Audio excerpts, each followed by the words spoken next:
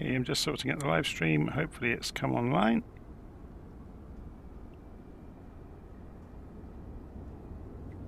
Okay. So, let's go and check your volume levels before we get started. I think it's probably good to go. We'll turn it up a little bit. We can always turn it back down again in a few moments. So we're on the ground in Skiathos, one of the Greek islands, and we are about to take part in leg 8 of my round the world trip that I'm kind of using as a bit of a space filler and a bit of a step back from the idiocy of trying to learn and operate the great big jets somewhat properly. So this is a very different change of pace, jumping into a little GA aeroplane and going for a fly. So we're just going to take the covers off, take the chocks away, remove the pitot covers, and we've got a Beechcraft Foxtrot 33A or F33A in front of us.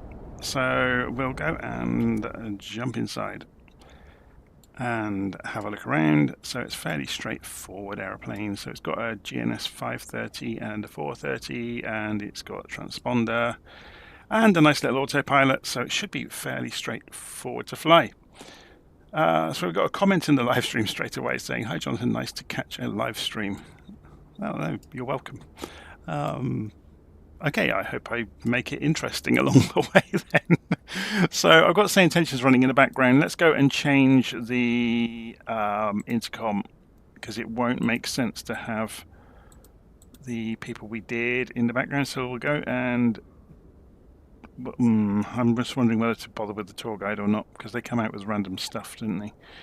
We'll maybe disable it for the moment, and maybe we'll come back and put the tour guide in place if we need it. Okay, so let's have a little look at the map before we get going. We're over here, top end of the map. Let's go and scroll this out of the way. We're not going to need a lot of this.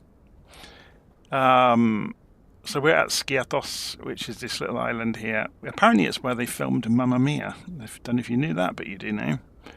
That's one of the things the tour guide told us.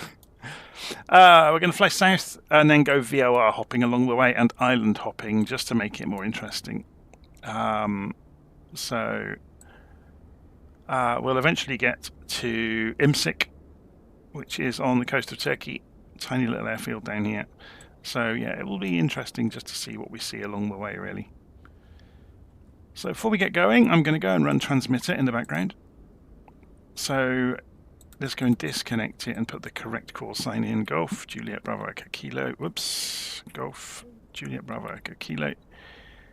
And we can connect that. So if you're wondering what transmitter is, it basically allows other people running transmitter to see who else is online. And you can see I will have just lit up down off the coast of Greece down here. I'm a circle at the moment because we're not going forwards, and you can see there we are. So the VFA001 will disappear in 1 minute because we initially broadcast as the wrong call sign. We are Golf Juliet Bravo Echo Kilo. If we go and click on the aeroplane, it will tell us more about us. So it's a Coronado F33A. I think we're on the West Europe server. I'll check that in a moment. Let's go and do that before we get going. So if we go to settings and online, we're on West Europe. Save and back. Okay, so we're going to go and get the airplane started. It's worth pointing out, just this weekend, I finally got around to writing up the start procedure for the F33A. Somebody actually emailed me and asked me would I be able to do it. So I went and did it. And it goes through basically everything you need to press. You don't really need the key combinations. You can do everything by panning around the cockpit, but it tells you everything to do in the right order to get the airplane ready to go, and how to do the engine run-up tests and the various parameters for departing in the airplane. So it's just a functional checklist. It's not a fully complete checklist that a real crew would do to check over the airplane. It's just within the simulator, within the bounds of the simulator, things you can do. Okay, let's go and pop the yoke off so we can get to the switches easily, and we're going to go and follow our nose to do this, really. So battery on, alternator on, make sure the fuel is on, which is down here. So we go to the left tank. Let's go and make sure we've got some fuel in the tanks. So aircraft, flight performance, mass and balance, fuel, We'll go and give it quite a lot, so 75% of its capacity. So we've got the fuel on. The mixture needs to go to rich, so I've got control of the propeller and the throttle here, so we crack the throttle open, the mixture to rich.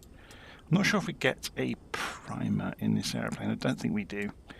So we're going to go and turn the engine over. So red beacon light goes to on.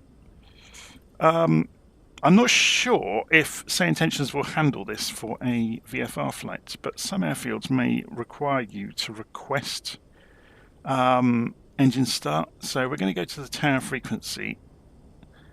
It may well be ramp though, thinking about it. Yeah, I don't think we need to request it. Let's try it. Skiathos Tower, Beechcraft, Golf Juliet, Bravo Echo Kilo requesting engine start.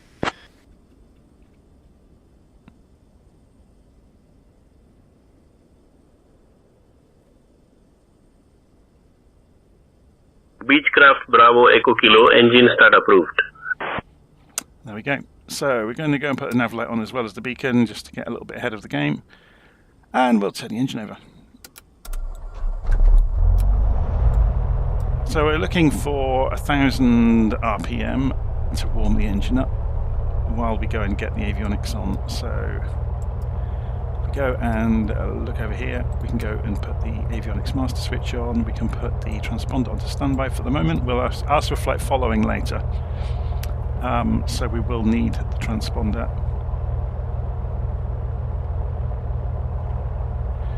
What programming language did I use for transmitter? It's written in C#. For the client's written in C#. The server side is written in PHP and JavaScript. There's actually more JavaScript than PHP in it now, because I removed all of the MySQL from the system. So it uses PHP to get to the memory on the server. Skiathos Tower, good morning. Orange Sky 356, radio check, please.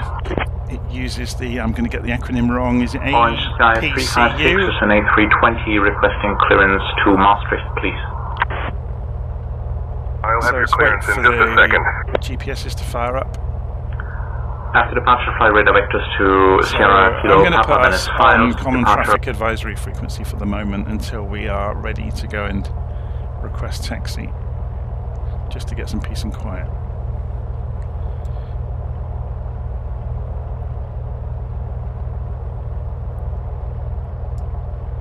Okay, we won't need pitot heat until we get into the runway. We don't need the autopilot. Let's go and calibrate the altimeter. Just wait for the GPSs to come up, and then we can program the route in. So here is the route. So we've got some VORs to hop along the way. It'd be nice to put them on the GPS screen, so I'll quickly program them in. We may actually be able to shortcut doing this. Let's try it. Copy the flight plan to the clipboard, then go into the browser, go to planner.flightsimulator.com. I haven't done this for a while, so we're going to go wait for this to refresh itself. Go to VFR, paste our route in, get rid of that, save that. Then that will put the route in on the map. It should appear sometime soon. There it goes. Then we should be able to save this, and we'll call this, I don't know, leg 8. Save new plan. It's from Skiathos to Imsik. Okay, and then once we've done that, we can close the flight planner here, and we should be able to come into the tablet in the aircraft, go to the flight planner, go to the route, click on open, load from the web. There's leg 8, so download it into here, and then send it to the avionics. And there it goes, it's done it. So we don't have to program it by hand. So some aeroplanes that works with, some it doesn't. Okay, so let me have a think. We've got the airplane ticking over. We're not going to bother doing a run-up test. It's a Carinado aeroplane, it will work. Let's go and check the controls are all working. So we've got ailerons, got elevators. rudder working, the beacon light is busy spinning round. Okay, so I think we're going to want runway 01 looking at the wind today. If we go and have a quick look down here. Yeah, wind is from the north 6 knots. So we're going to request taxi to runway 01. Can we get a map of the airport on Navigraph? Is it going to be nice to us? Very basic one. It's not a big airport though. Okay, we need to be connected to the correct frequency, don't we? So we go back to tower, Skiathos Tower, Beechcraft Golf Juliet Bravo Echo Kilo, requesting a taxi to runway 01 for departure to the east.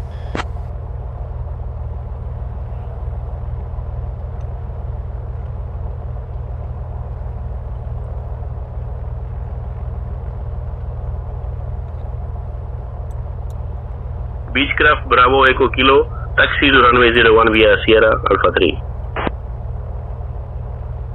Taxi runway 01 via Sierra Alpha 3.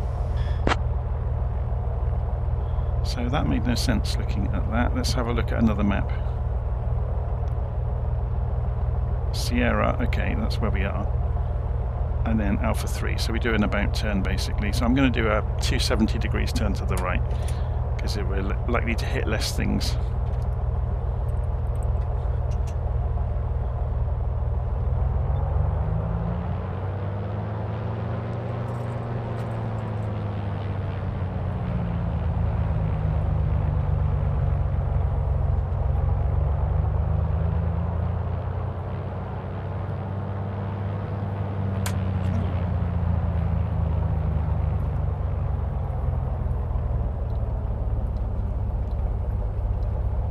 Going to hold short here.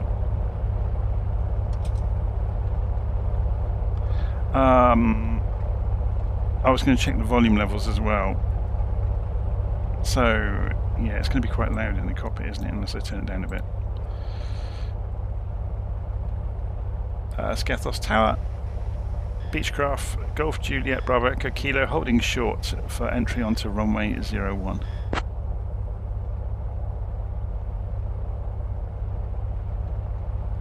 Can't imagine there is any aircraft around, but we'll see.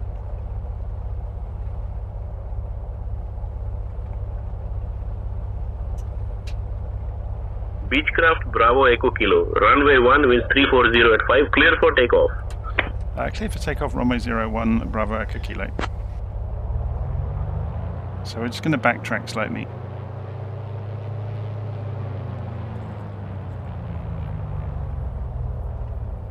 Tower, Beechcraft Golf Juliet Bravo Echo Kilo, backtracking to runway 01. Beechcraft Bravo Echo Kilo, runway 01 winds 340 at 5, clear for takeoff. Okay, he's just repeating the instructions.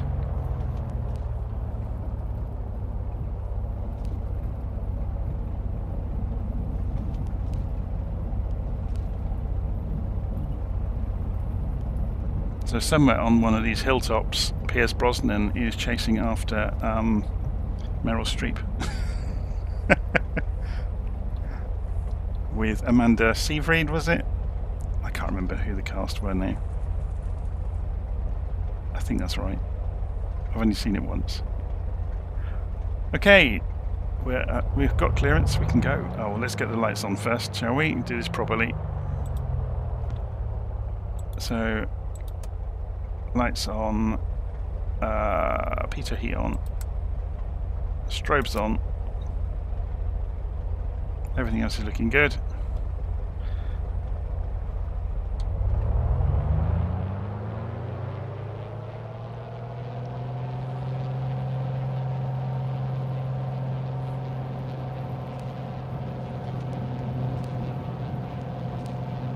Just getting a handle on the RPM and the manifold pressure, because we don't want to overdo it.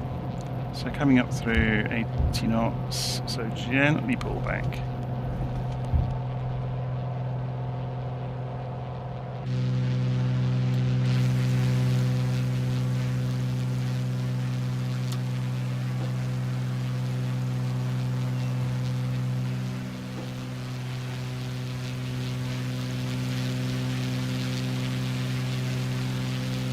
lovely long runway, we didn't need any flaps for takeoff.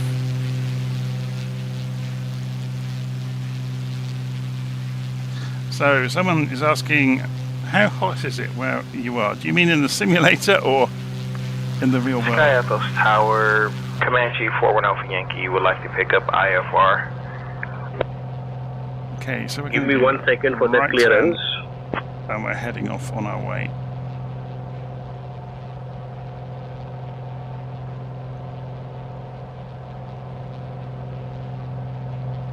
So there's our aeroplane on the map. Let's go and put the GPS on. Well, that's interesting. We've caused a bug on the GPS, by the look of it.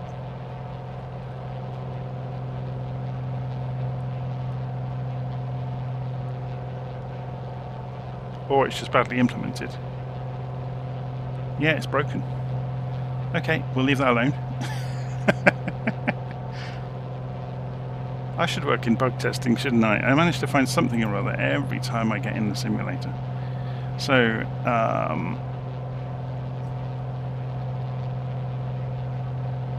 can we center the bug up easily? No, we have to rotate it, which is great. Because it's going to cause that. I'm going to have to turn head tracking off to do it.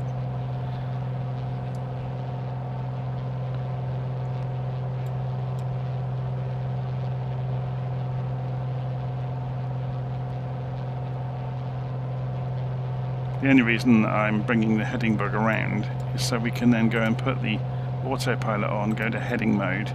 We can set our altitude target for 2,500 feet, and then we can go vertical speed. You see, that doesn't work on this version. How weird. 500 feet a minute up to our target of 2,500. So we're off to the races, and now we can have a closer look at this. So this broke, didn't it? When we put this onto the first page of the page group. So it's asking us to turn south, which we'll go do before we do anything else.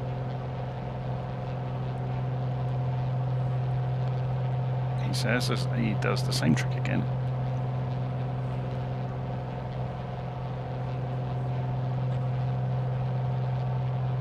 So 178 degrees we actually want, but we're close enough, aren't we?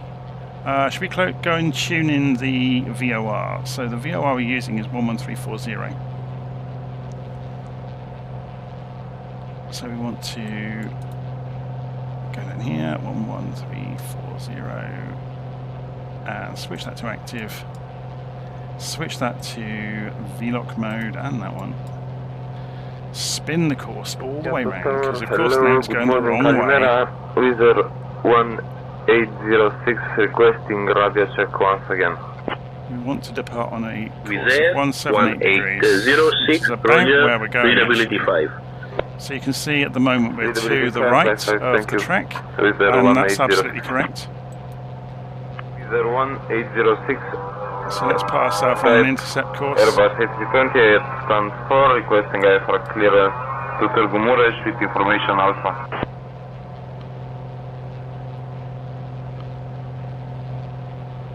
Okay, so what we're going to do is ask the tower to put us on flight following, and then they'll probably transfer us over to centre, I would imagine. So let's find out what happens. Skiathos Tower, Beechcraft Golf Juliet Bravo Echo Kilo, requesting flight following. So the first thing they'll do is ask us for a transponder code and an ident, I would imagine.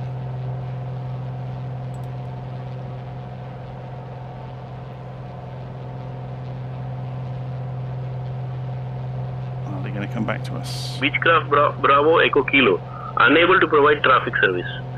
Contact Skiathos approach on 125.39er for further assistance. Contacting Skiathos approach 125.39. Beechcraft Golf Juliet Bravo Echo Kilo, good day. Skiathos approach. Beechcraft Golf Juliet Bravo Echo Kilo with you at 2,500 feet, departing Skiathos to the east, requesting flight following.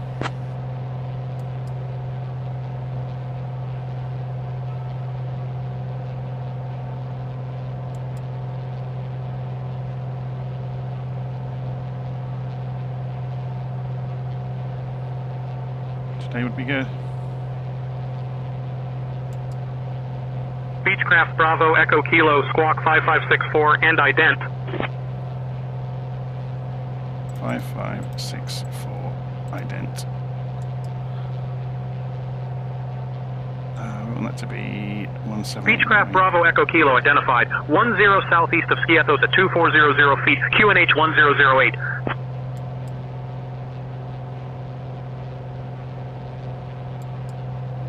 So we'll put this, oh it doesn't have an alt, oh it does have an alt mode, okay, put it on alt mode to get a bit more accurate.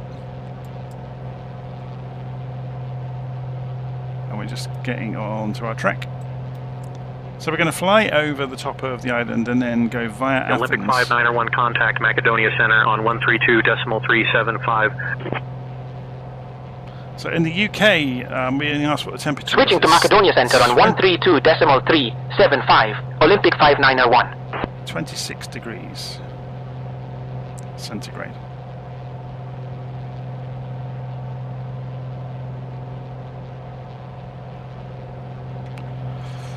Okay, so let's go and increase the range on this. I think we have to drag on these modern versions of this, which is a bit of a shame because the real thing you click. Why they changed that I'll never know. Probably for Xbox users or something.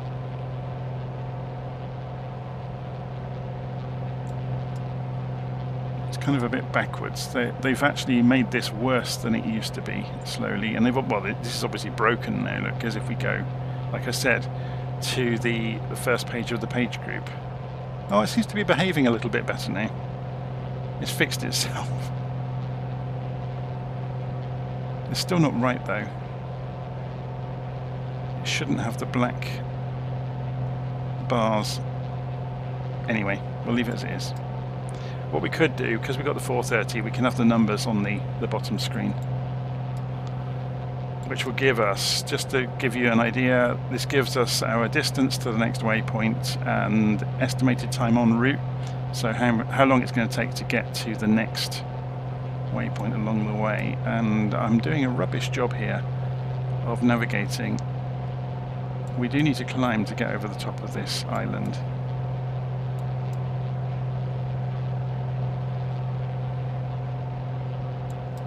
So that's going to take ourselves up to 3,500 feet on the autopilot.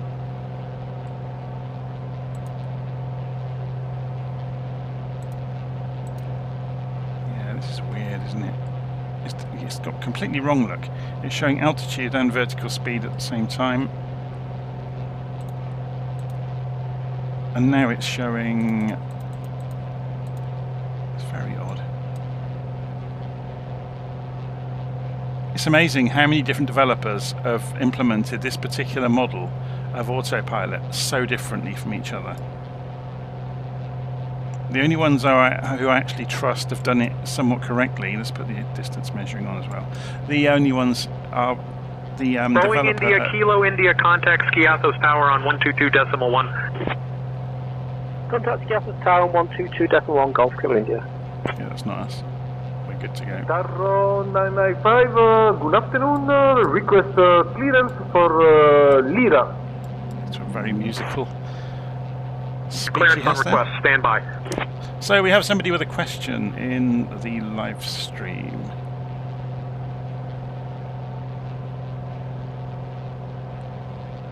Beechcraft Bravo Echo Kilo, contact Macedonia info on 130.925. The center name. Contacting Macedonia or Macedonia info 130.925. Golf Juliet Bravo Echo Kilo.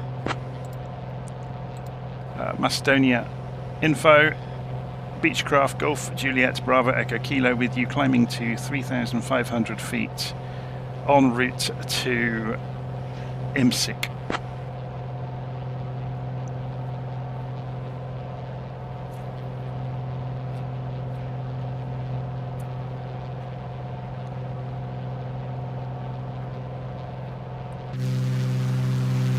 Beechcraft Golf Juliet Bravo, Echo Kilo, Macedonia Info, good evening Skiathos QNH 1008.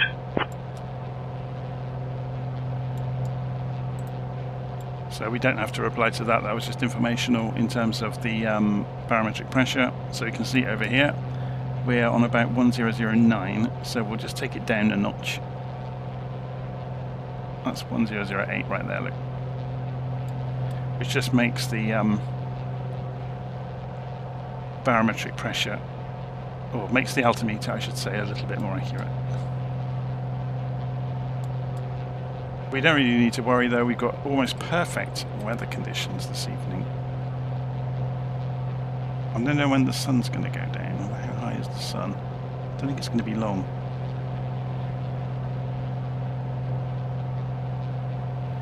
Do I have the PMDG 737? I did when I had 2020. I don't have it in 2024 because it's not out for 2024.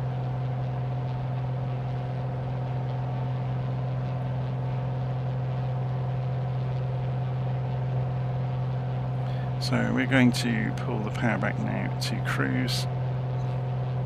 And the RPM, I should say. So there's power. You can go to about 22, 23. And we'll take RPM back to about 25. Macedonia Info, can you confirm we are now flying under an IFR flight plan? Opposite Yankee Kilo 50. Clearance on request. Stand by. Squawk 2476 and identing. Let's have a look at this from outside. There's the sun. So this looks like it should have cowl flaps. Where's the controller for it? Throttle. Ah, there they are. Told you I would be rusty at flying the aeroplane, didn't I? There we go. Much more sleek. And it will also look after the temperature of the engine a bit better. Not that it's modelled that accurately, but there you go.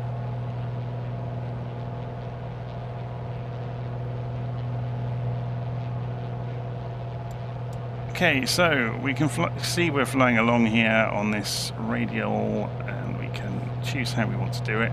But if we go to nav mode on the autopilot, it will track the VOR for us very neatly and tidily. Should we flick over to the next VOR on our route, which will be the, now what's it called? The Tanagra VOR, 11180. So, you have to be careful about doing this. What you really need to do when you're switching VOR stations is align the heading bug, go to heading mode, and then you are free to change the frequency. So we want 11180.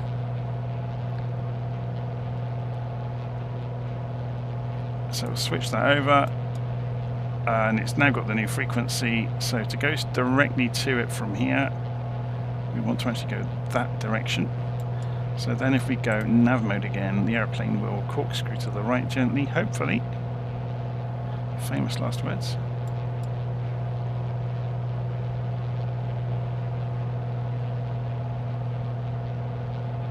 It's using the rudder. Yeah, you can see it's just banking gently to bring it in. We can align the heading bug as well, but we're basically going straight lining it. So we're slightly off the track, but we're going to straight line it in. If we did want this direction, we just need to set this to 179 degrees, which it pretty much is actually. Actually, no, it's not, is it? The course is off to one side. So if we do that, then you'll see the CDI is slid to the right, which means we're going to bring the aeroplane back over towards that radial. It's doing it really tightly though, which is silly. It has no human judgment. It's now banking back again, look, to correct it. So a human might not have done that quite so viciously. So that does mean though, now we're flying to the VOR, which is represented by the white triangle being in front of our little aeroplane. It does mean that we can count down on the distance measuring equipment.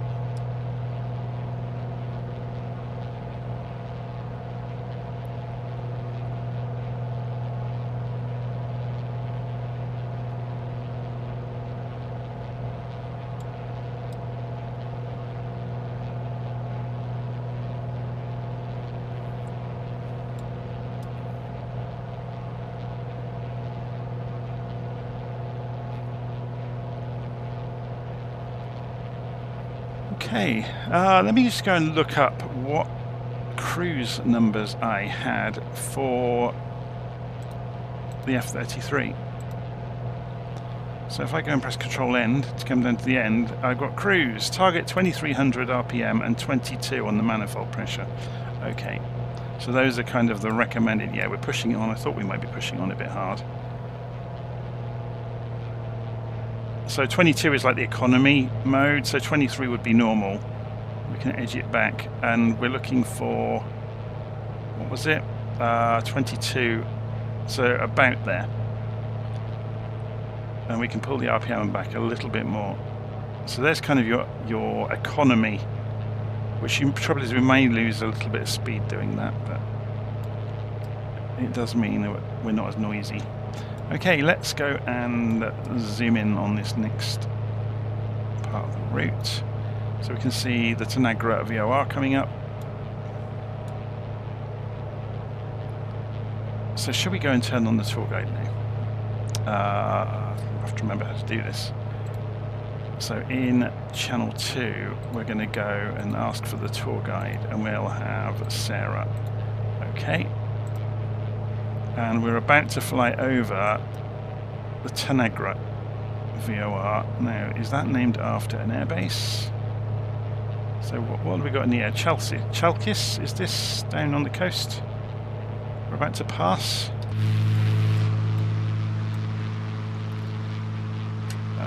Hi Sarah, what can you tell us about this area of the coastline?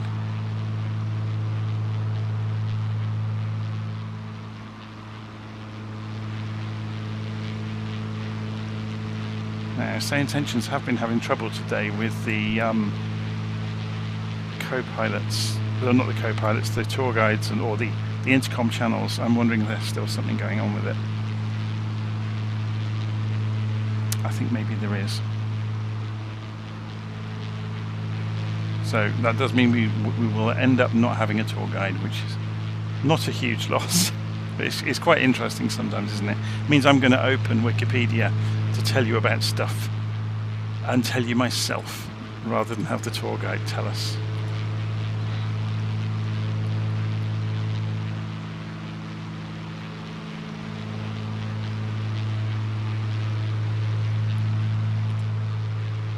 Okay, so Chalkis, if that's how it's pronounced, I don't think it's Chalcis.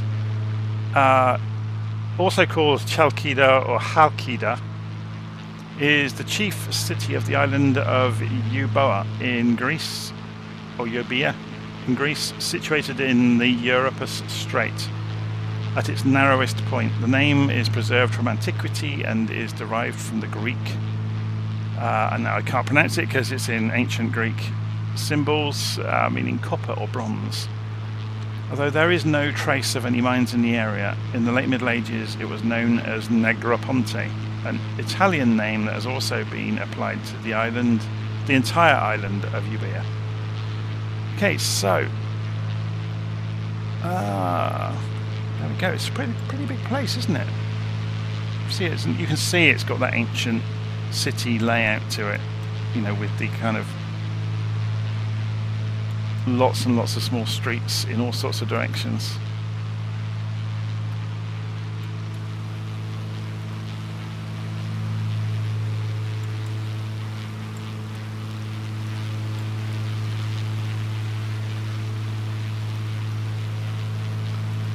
Okay, so once we get to the Tanagra VOR, we're going to turn to 153 degrees, go across the hills towards the Athens VOR, and that will take us directly over the top of Athens, so we'll go and do some sightseeing in Athens.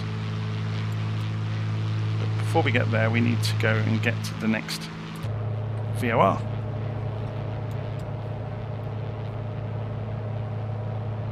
Get in there slowly.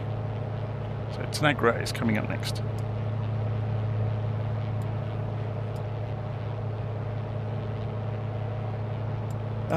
The distance measuring equipment tells us we've got just under 6 miles to the VOR.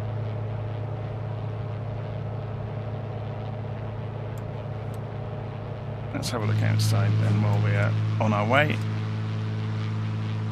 enjoy some of this scenery.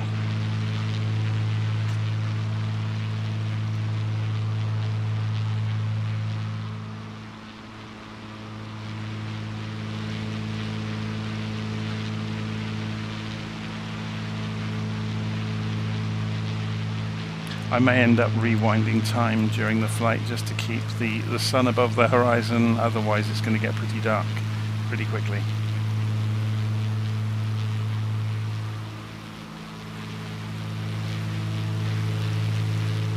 I guess what we could do is switch the time out, couldn't we, for early in the morning instead of late in the evening.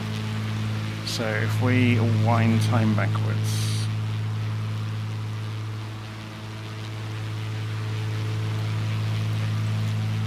the weather will probably flick round in a moment. Although no, we didn't do it the way that would affect that, did we? Okay.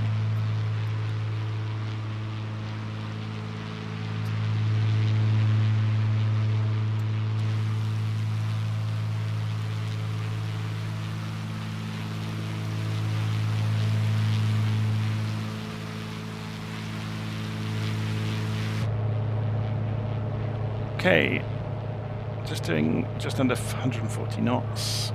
We could push on a bit, couldn't we? There's no reason to be so careful with the power. So you can see the speed gently climbing. Okay, we want to turn left 153 degrees, wasn't it? So if we go to heading mode on the autopilot, turn this to 153 degrees. And then turn the VOR as well, because we're right over the top of the VOR. We may lose signal, we're less than half a mile away nearly. Yeah, so it's now gone behind us, the VOR, so the CDI will sweep back in. Well, that's the plan anyway. So 0.7 miles away, 0.8, here comes the CDI. So this is just the angles game that we're playing here. So if you look what we did, we're now coming across the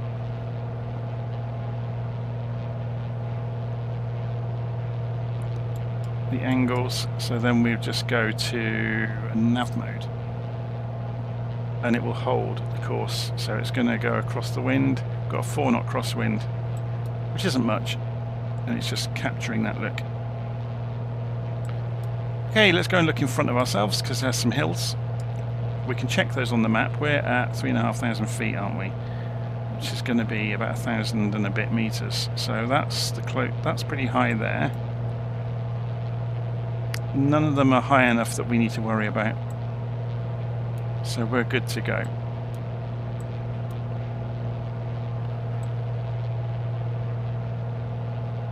And then we'll get to see Athens in a few minutes. Go and circle over the city and have a look at it.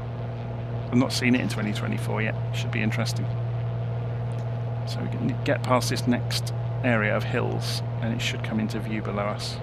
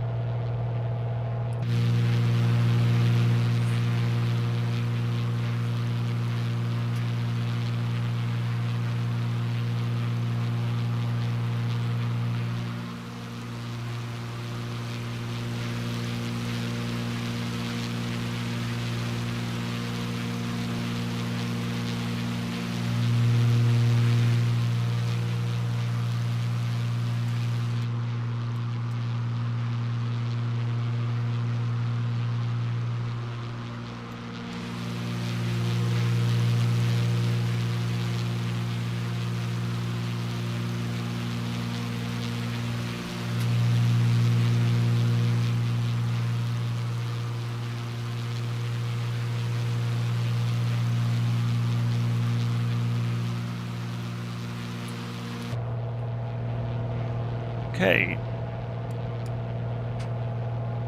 we are now 6 miles out away from the VOR we were leaving. Let's go and find out what the range is on the Athens VOR, 120 miles, so we could go straight for it.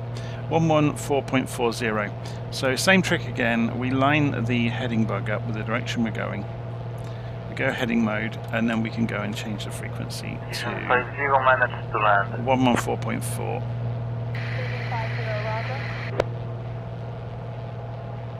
and switch over and line it up and then go nav. 21 miles to run.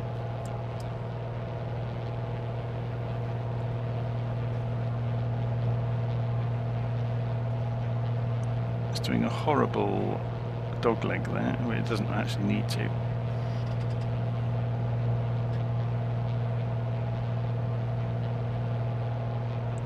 Let's see if the tour guide's working at all. Hi Sarah, can you hear me? I think SayIntentions have been having some trouble with the third-party intercoms. Yes, I can hear you loud and clear. Ah, she's woken up. Hi Sarah, what can you tell us all about Athens in Greece?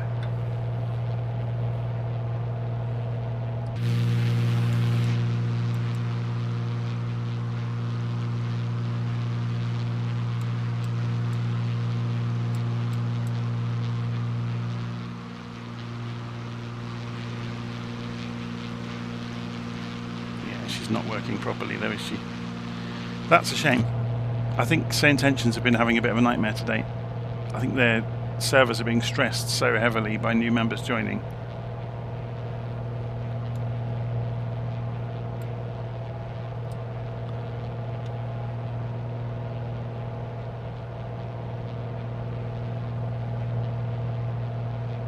Okay, so the city will stretch out below us for quite some way, and you can see there's the... I don't know how to pronounce these place names, so I'm not even going to try. But we'll go and have a circle around where the Acropolis is.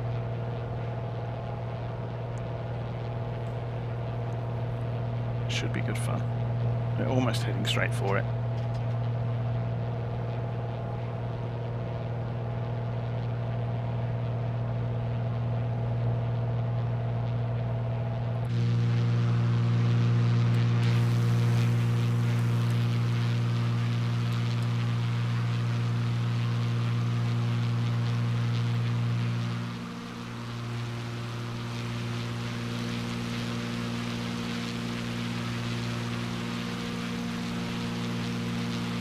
Vision 50, what is current wind?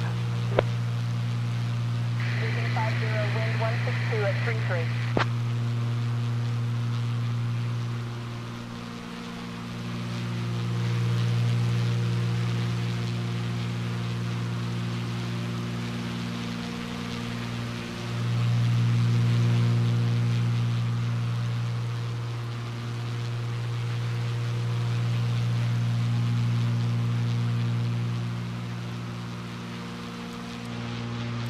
Okay, this is Athens. Whoa. Well, that's a city, isn't it? So we won't descend just yet. Although I suppose we could, because we've got a little way to go. Let's go and drop the target altitude. Come down 1,000 feet a minute.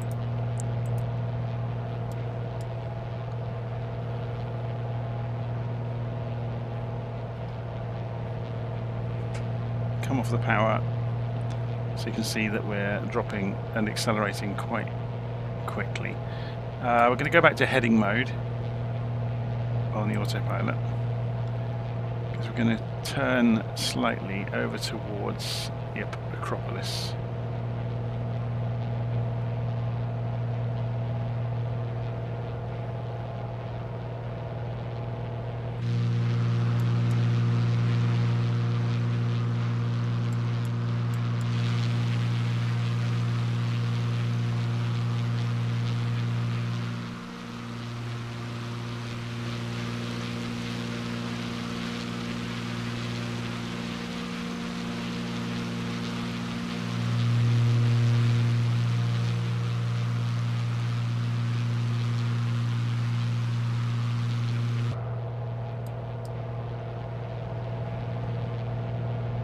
Okay, I'm going to go manual for a few minutes then, as we circle the city. So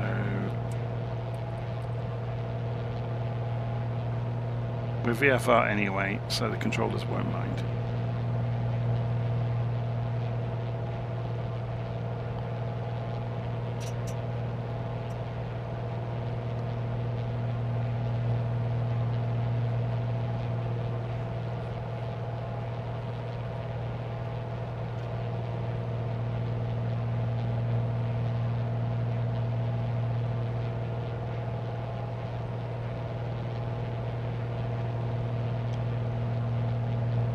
Okay, we'll just widen our circle so we can circle the Acropolis and have a look at it as we pass by.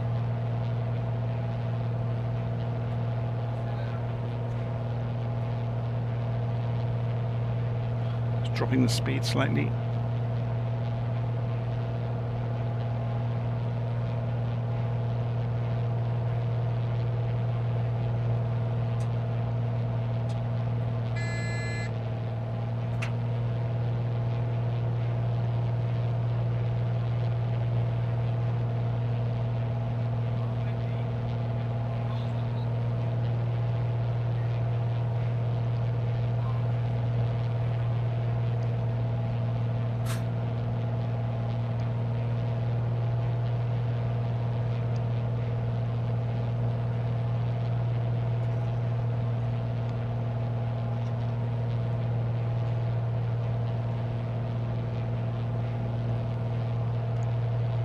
That's incredible, isn't it? The amount of detail.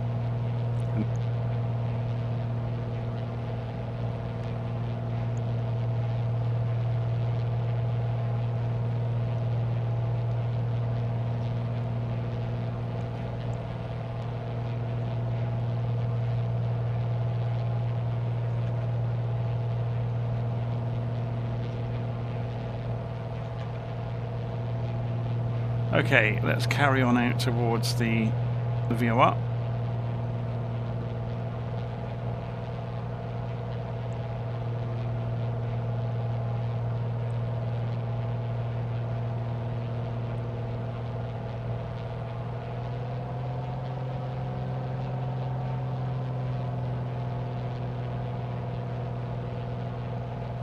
Do we need to switch fuel tanks yet?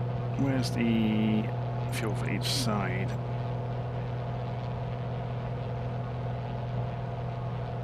It doesn't tell you, does it? Oh, here we go, sorry. So yeah, we're going to go and switch to the right tank.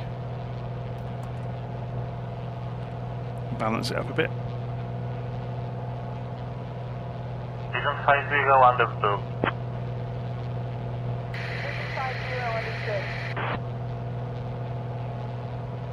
Can we get away with pulling the mixture a bit? I don't think it's going to affect it too much.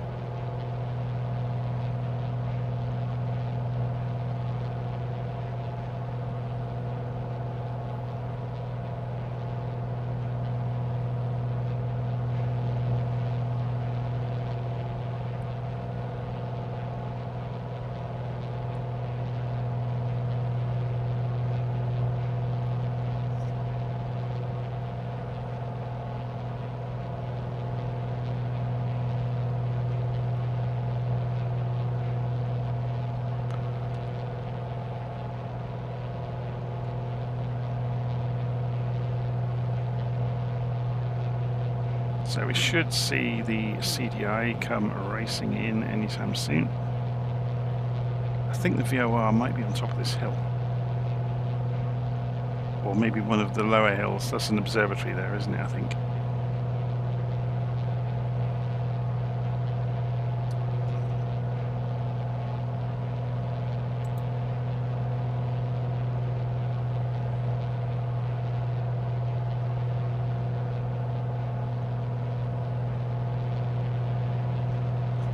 Whoa, there's some wind kicking over the top of that hill there, pushing us around.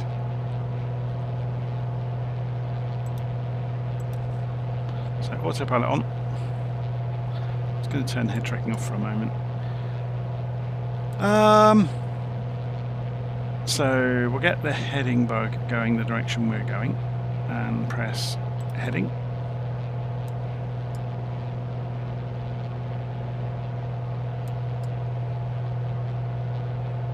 And we're now going to turn left, I believe, to 74 degrees. So let's go and spin ourselves around. So we're going to overshoot slightly, so we'll counter that by going to 65 degrees, because we're shooting past. And then we'll come back towards the 74 degree radial from 11440. So, yeah, we're right over the top of the VOR, look. we want the 74-degree radial. So let's go and line this up with 74 degrees. And we'll see the CDI come back towards us over the next few moments.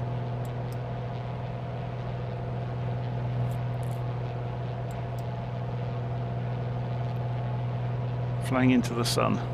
Can we have got a shade up here that we can pull down? Yeah, it's not much good for us when we are that small. There we go. Just push ourselves over to one side of the cockpit for a bit. So CDI is coming back in. We can go to nav mode and the aeroplane will kick in towards it and then straighten up onto the course. So then we can align the heading bug back up. And we can go and take care of this altitude again. So we will need to be higher at some point, but at the moment we're just getting ready to cross this body of water. So 1500 feet is probably fine. Although crossing water you would want to be higher, wouldn't you? So I'm going to take us up to 3000 feet. You'd probably want to be a lot higher than that even, but so altitude, vertical speed 500 feet a minute until we get to 3000 feet. So it's just going to go and whiz around.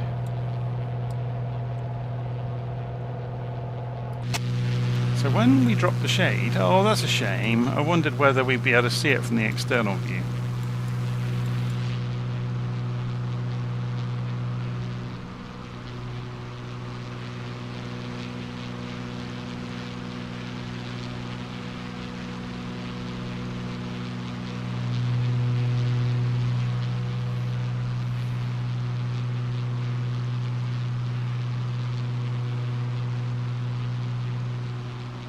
Okay, so while this is on its way over to the next VOR, we'll get it tuned in. So yeah, 120 miles range on this one. 11220 for the Skiathos VOR. 11220. Okay, let's go and put this on heading bug. As you can see, it's countering the wind. So heading 11220, wasn't it? Switch that over to active, and it should go to 2. Vision 50 going to land. 25.6 miles to run. Going around because of wind shear. So then go nav mode. Go around climb and maintain altitude 3000 heading 360. Report when stabilized. So while we make this crossing, I'm going to go and make myself a drink and go and stretch my legs. So we'll leave this aeroplane hurtling across the water. So you've got something to go by. We'll also go and open the minimal window layout that I've got configured in little nav map, so you get to see where we are in a little map over in the corner of the screen. I could do this with transmitter, couldn't I? There we go. And I'll go and hide the taskbar.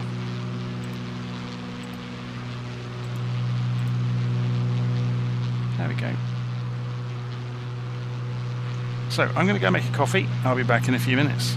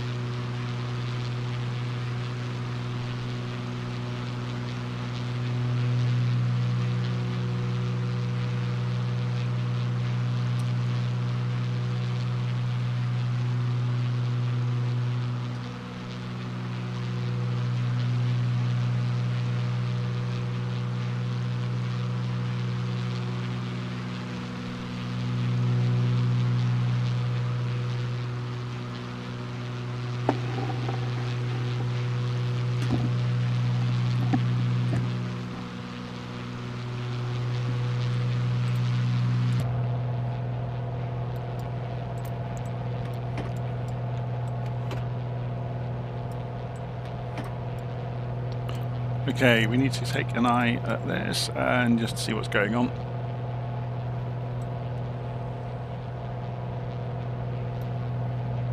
Flying in towards the VOR.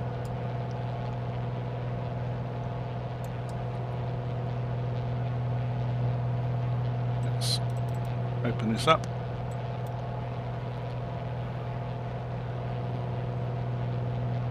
All of the other traffic is way above us, so we don't need to worry about any of that. So we go and look at the distance measuring equipment, 8 miles and counting down until our next turning point.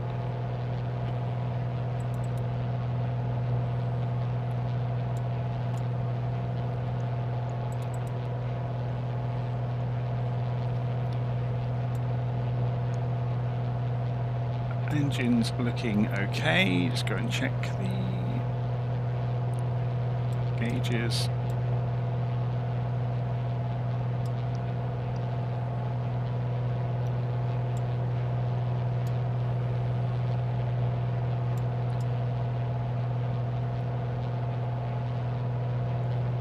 So let's go and just double check how high these peaks are. So we're at 3,000 feet, so about 1,000 meters. Yeah, we should be good.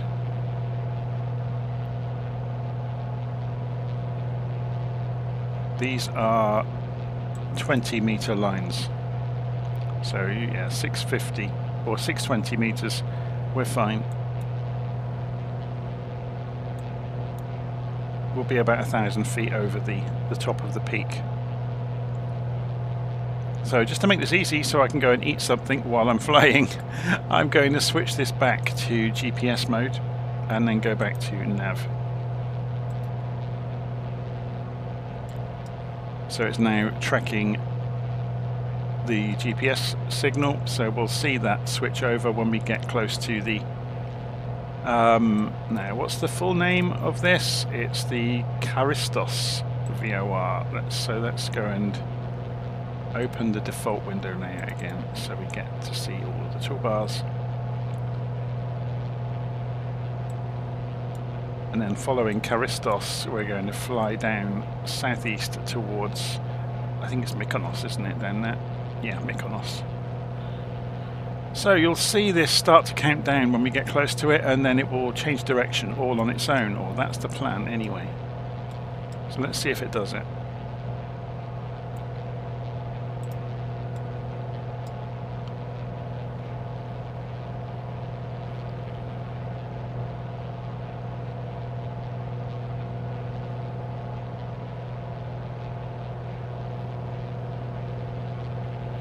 Did we have any radio things I need to do?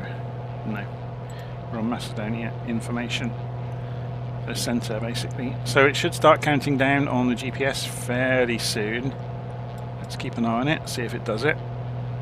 And then the aeroplane you should suddenly see the aeroplane bank when it gets close.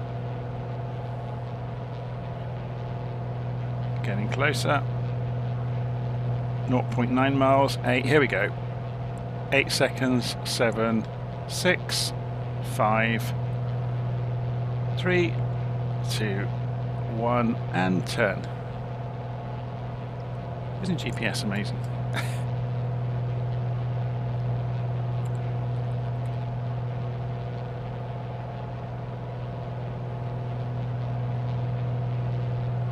So then we're going to follow along the line of these hills all the way past them. So I'll turn the head tracking back off and we can enjoy the view. I'll try and set it up in a nice place to be able to see the view, and we'll go and put a little nav map back on open window layout. Actually, before we do that, let's turn off other aircraft. Windows, open window layout, minimal, and go and throw this up into the corner of the screen, and then we can see our progress. And I'm going to have something to eat for a few minutes, so I'll be back in a bit.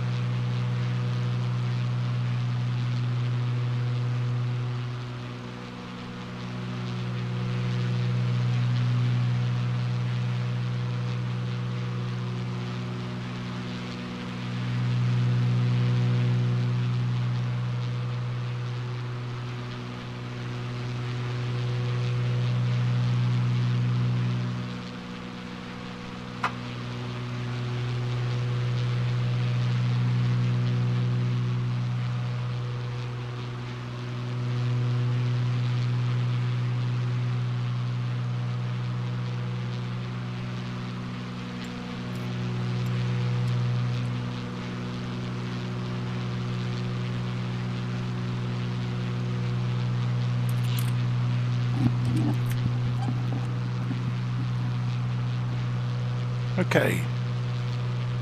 Excuse me.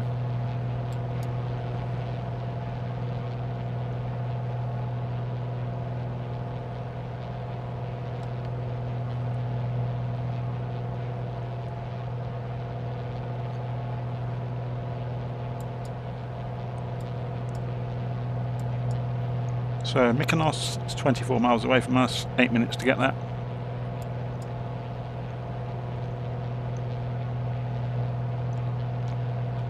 In terms of the hills along the way,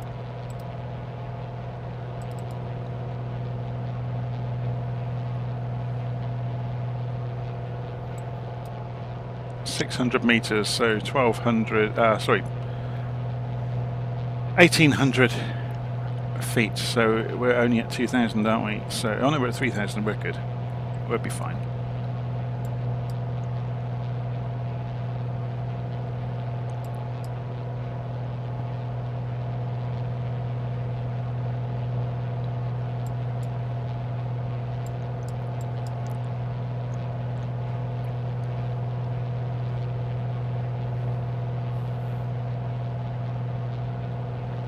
We have a message.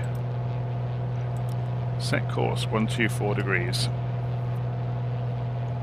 No, we're happy on the course we're on.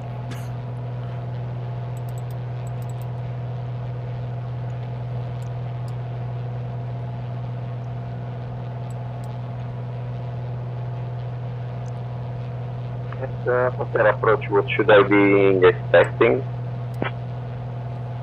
Ryanair 7 Alpha Sierra. Expect our nav runway 34 approach via Very 1 Tango arrival into Mykonos.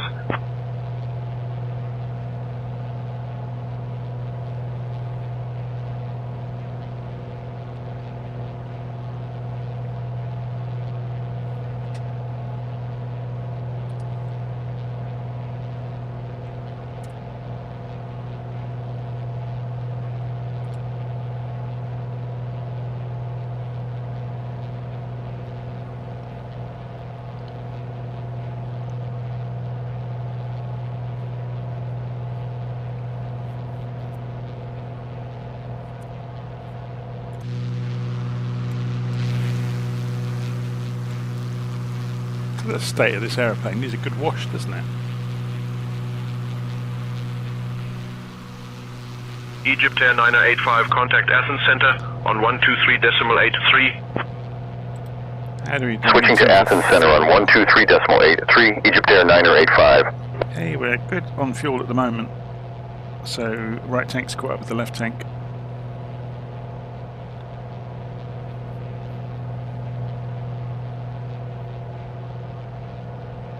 We've got 17 miles to run to the Mykonos VOR. This is Mykonos out in front of us, this island.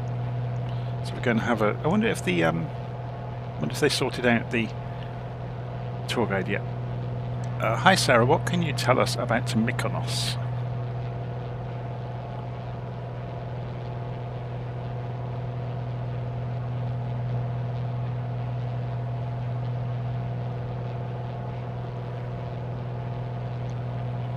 Nope, looks like the tour guide is still not operational. Oh well.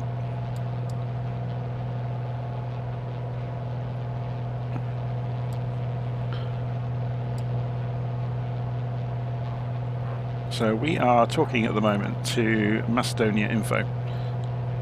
So let's go and do a radio check with them just to see if they're working. Macedonia Info, Beechcraft Golf Juliet Bravo Echo Kilo, radio check please.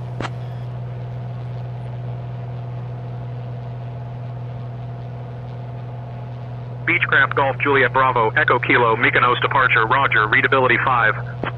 Fantastic.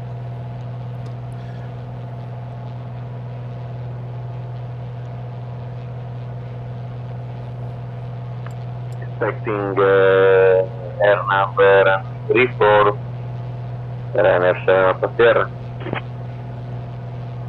Ryanair 7 Alpha Sierra. Contact Mykonos Tower on 119.875.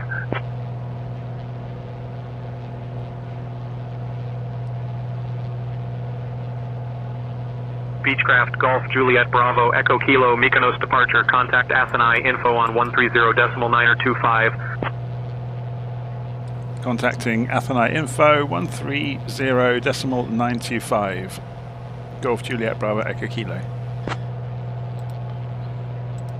Athens info, Beechcraft Golf Juliet Bravo Echo Kilo with you 3,000 feet en route to Imsik.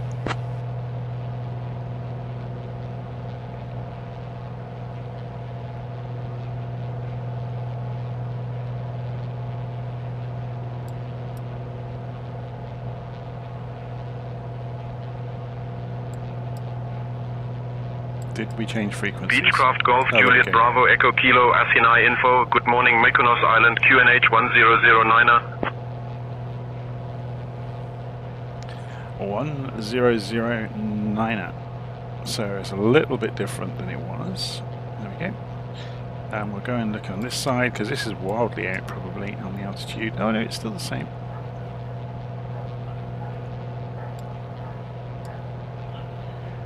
Very good. I've never played with the controls on the yoke in this aeroplane. I'm guessing it works. So UTC flight.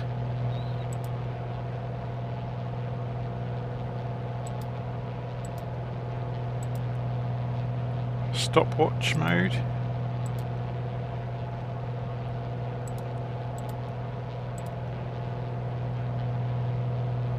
Interesting. Local time 5:20 in the morning. It's early.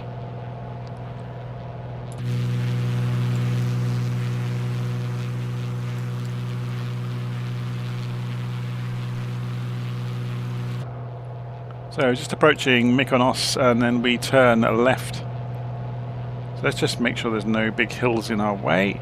So 200 meters, so that's nothing. That's fine. This one's a little bit more scary, so that's going to be nothing to worry about. Okay. What about this mountain out here, or mountain island? 800 meters. Ooh, that's going to be a problem for us. Oh, that's 2,400 feet. What about the higher parts over here? But then we are at 3,000, so maybe we put another 1,000 feet on. You can see it looming out of the sunshine in the distance.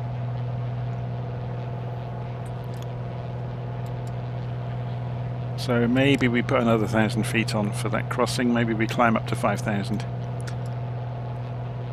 Let's go and let the centre know.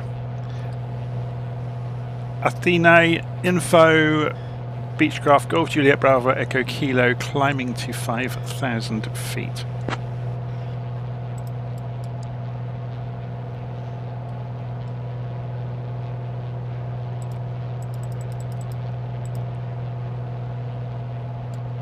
Okay, let's give it a bit more welly to get there.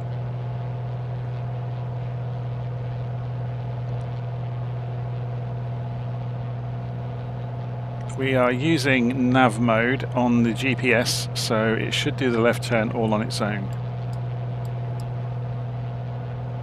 Let's have a look at this amazing island. So this is Mykonos. The runway dominates the island, doesn't it?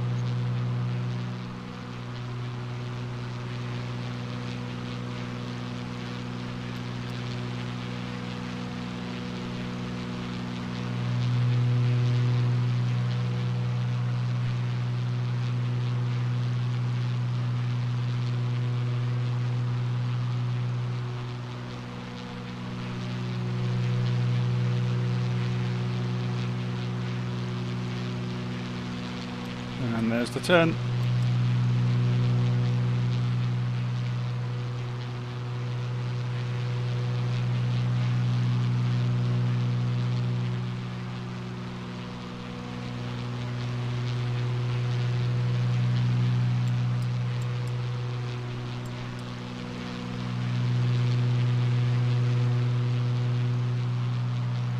We're now going out across the water towards the Samos Viola.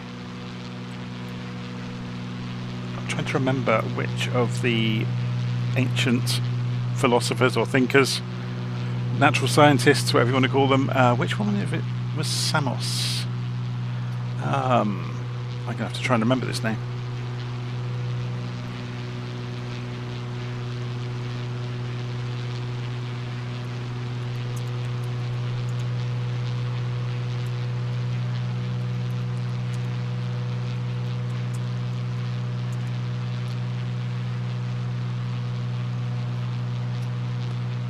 So it was Pythagoras. I just looked it up. So Pythagoras was from Samos. I think if you look on the island of Samos, there's a cave in the hills somewhere. Now, where was it? There we go. Pythagoras Cave, which is where he kind of went for some peace and quiet to teach his students and to further his work. So yeah, you can actually go visit the cave apparently. I think it features in a movie from a couple of years ago. Obviously it's completely made up in the movie what it might look like. It was the final Indiana Jones movie, wasn't it? They went and visited Samos. And there was this whole hokey thing about, you know, a secret in the cave. Yeah.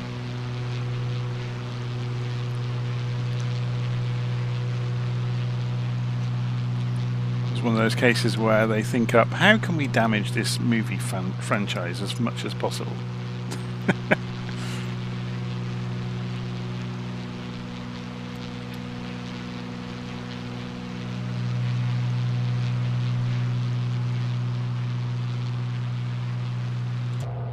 Okay, while we're making this crossing of the water, I am going to go make a drink. So I'll leave that in the cockpit there as the aeroplane is beavering away. We're going to give it a bit more power. Actually, we need to get rid of some mixture because we're getting higher.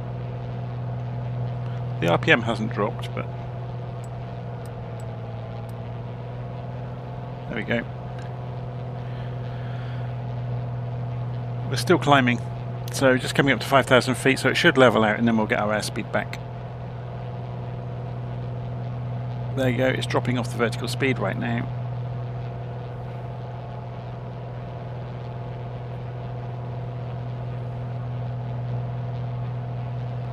Let's see how fast we can get this aeroplane to go in a straight line.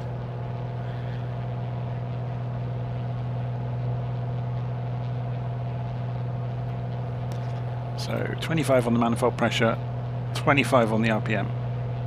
We are whistling along. So you can see the speed is building, coming up to 140 knots. It's a quick little aeroplane. So there's Mykonos disappearing behind us.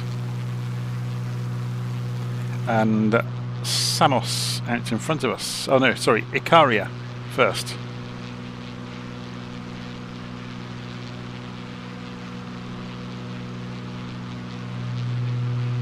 Which we've climbed to avoid the high peaks on the right side of the island, which are in our flight path.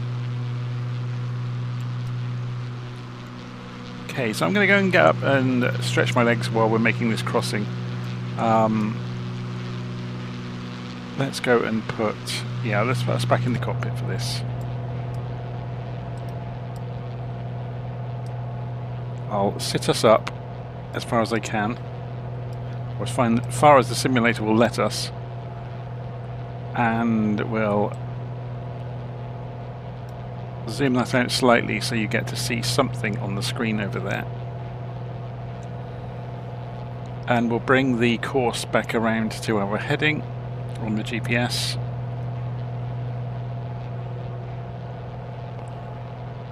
And you can see over there we've got 63 miles to run.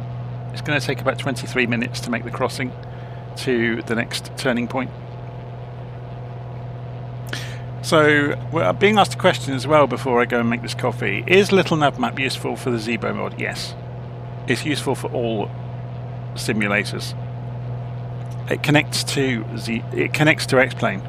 So in the tools menu, you've got Connect to Flight Simulator. That will connect to X-Plane as well. You need an add-on. I think you need to install the little XP Connect X-Plane plugin to connect to the simulator. So before you launch X-Plane, make sure that plugin is there in the correct place.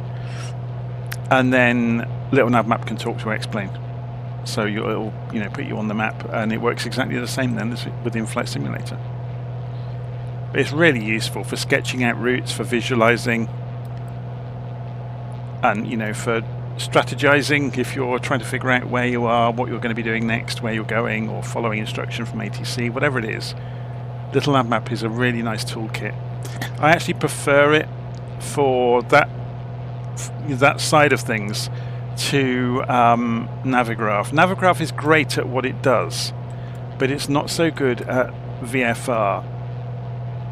But you haven't got any drawing tools that are worth having, which are super important sometimes for VFR, to be able to draw a heading or a bearing to a fix, and it's sometimes really useful to be able to do that. So I actually introduced that into Transmitter. So you can right click on your aeroplane and drag around, and it will tell you the distance and the bearing. You can also shift right click and draw radius rings. So I've been thinking about allowing you to do this and have a way of when you let go it stays there, and then have a clear button to remove them. I've been wondering about doing that for a while.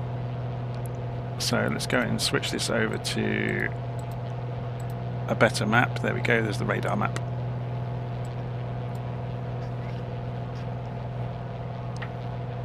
We can get this to do flight following as well, actually, if we I've forgotten how it works. If you click on it, you can track that way, and then the map will move automatically with us. We'll recenter in a moment. Give it a second. There it goes, look. And it will just chug along with us as we transfer towards our destination. Okay, anyway, quite apart from Transmitter, there's there's Navigraph doing the same thing. It's a bit more pedestrian, isn't it? It does the same job. Of course, Navigraph has some lovely tricks about being able to pull up weather overlays and things like that with the NOAA satellite data. Okay, I'm going to go make a quick coffee. I'm inclined to leave this on the outside view so you get to see something on the way, and go to Windows, Open Window Layout, Minimal, stick that up in the corner, and then you can see where we are. Okay, I'm just going to go make a coffee. I'll be back in a few minutes.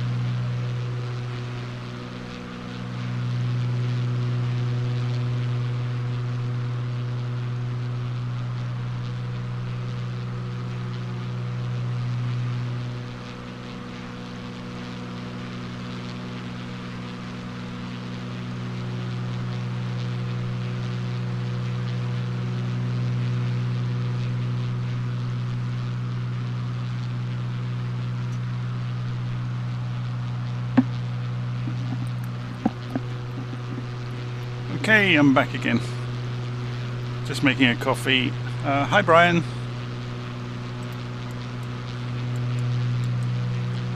So we're just doing a VFR flight across towards the coast of Turkey, part of this round the world escapade I've been doing. So far we left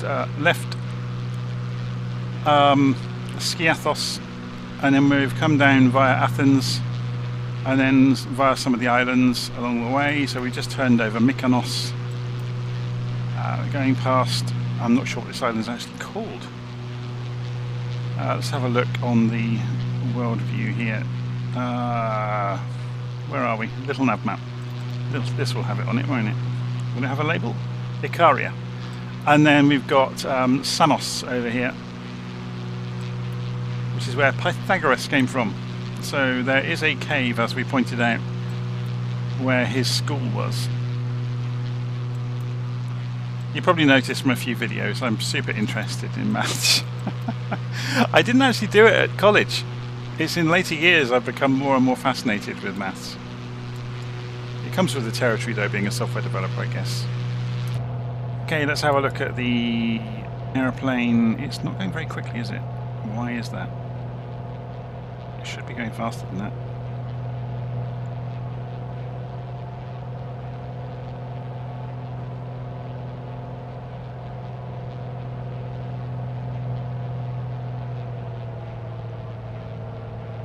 That was odd. So it's now, I've pulled the power back and the RPM back, and it's a lot happier than it was.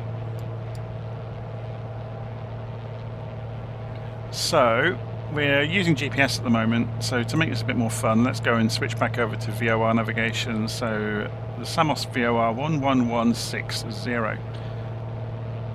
11160. We'll put the autopilot back onto heading mode for a moment while we switch over. We'll switch back. Whoa, there's some turbulence for you right there. We've just picked up the VOR.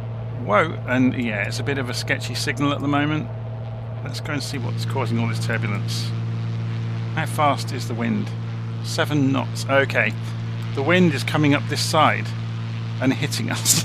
Basically, and throwing the aeroplane around, which is not fun. How are we doing for fuel? We've used a bit more on the right tank than the left now, so let's go and switch this back to left.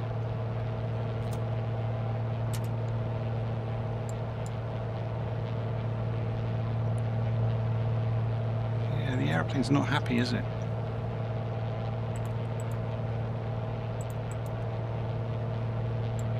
Let's go and have a look.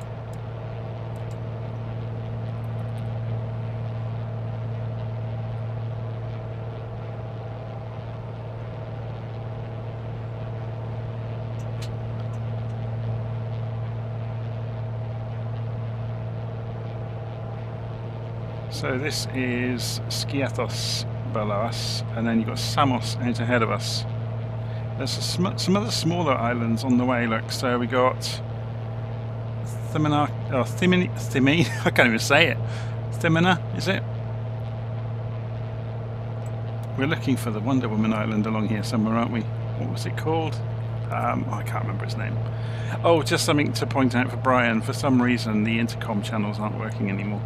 I have no idea why. It may be my installation of SayIntentions has had a bit of a problem, but I really don't know. So going for a tour guide with Sarah, she's usually super reliable. If I ask her, for example, hi Sarah, how are you doing? I think she'll come back to me. But if I ask her about something outside the airplane, she might not. I'm doing great. Thanks for asking. How about you? So, hi Sarah, what can you tell us about Samos? It's going to work now, isn't it? But it wasn't working earlier. Samos is a beautiful island in the eastern Aegean Sea, Hooray! known for its lush landscapes and rich history. It's famous as the birthplace of the philosopher Epicurus and the mathematician Pythagoras. The island is dotted with ancient ruins, including the Temple of Hera, which was once one of the largest temples in the ancient world. Samos is also renowned for its wine production, particularly the sweet Muscat wine, which has been enjoyed since antiquity.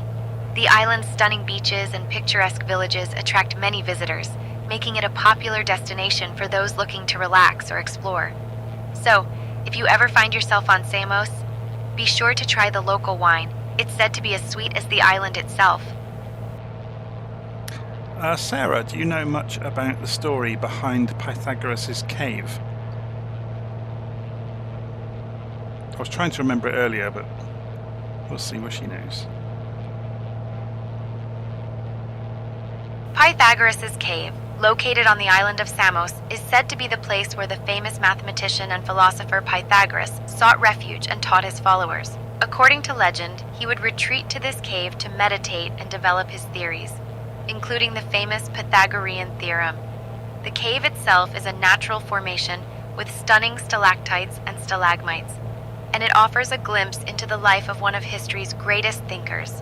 It's a popular spot for visitors who want to connect with the ancient past and enjoy the beautiful surroundings. Just be careful not to get lost in there. I hear the echoes can be quite philosophical.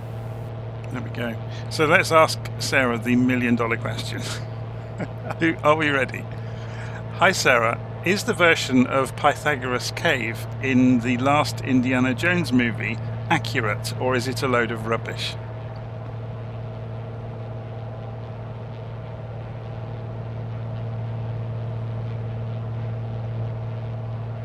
That's quite a complex The version answer. of Pythagoras' cave in the last Indiana Jones movie is definitely more Hollywood than history. While the cave itself is a real place on Samos, the adventurous escapades and dramatic elements are purely fictional. In reality, it's a serene spot that offers a glimpse into the life of the ancient philosopher, rather than a treasure-hunting adventure. So, unless you're planning to solve ancient puzzles, you might want to leave the fedora and whip it home. That's clever. That's very clever. Okay, let's put the controls back on. So we're now approaching the VOR at Samos. It's obviously on the other side of the peninsula there.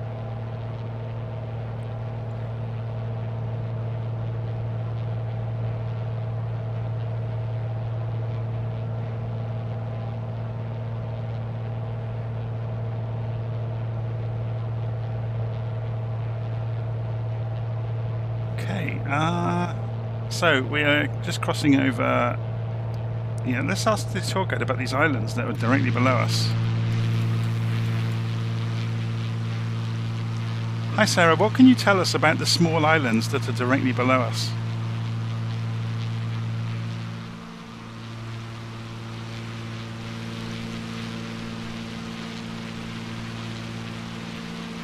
Directly below us, you can see a cluster of small islands, including the beautiful island of Icaria. Icaria is known for its rugged terrain and stunning beaches, making it a popular spot for those looking to escape the hustle and bustle of city life. The island is also famous for its longevity. Many of its residents are known to live well into their 90s. Legend has it that Icarus, the son of Daedalus, fell into the sea near this area when he flew too close to the sun, which is how the island got its name. So, if you ever feel like taking a flight lesson, just remember to keep your altitude in check. Don't fly too close to the sun. The wax on your wings will melt.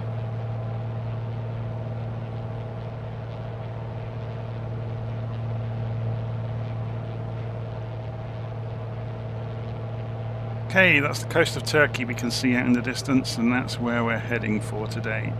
So once we turn over Samos, we'll be turning and flying about 40 miles. So we may get handed over. Which controller will we be talking to? Aegean. I can't even say it. Athens info. But I think we'll be passed over to a different controller. Navigraph shows it, doesn't it? If we go. So yeah, once we come over here, we'll get Istanbul when we cross over. So just after the Samos VOR. So we're looking to depart the Samos VOR on a heading of 121 degrees, or thereabouts. Not an exact science. So according to the map, the cave is somewhere over here. I think it might be there, the Pythagoras cave.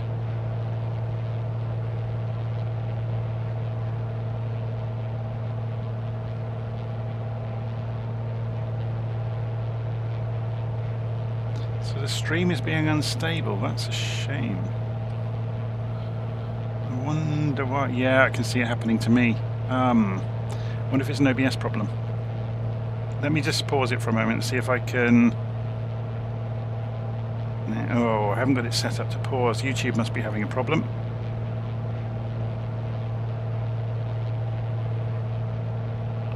Let me refresh the stream. Looks like YouTube's having a problem, doesn't it? Yeah, there's definitely something untoward going on. If I stop the stream, it will kill it, won't it?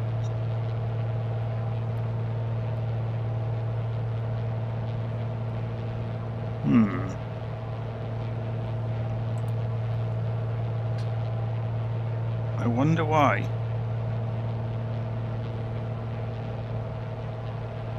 I wonder if it will correct itself.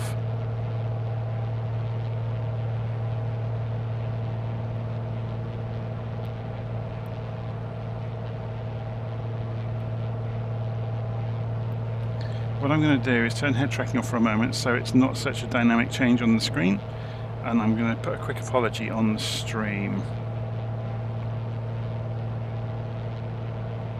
Not sure why the stream is lagging. Must be a problem upstream. Oh, sorry, that's a problem at YouTube.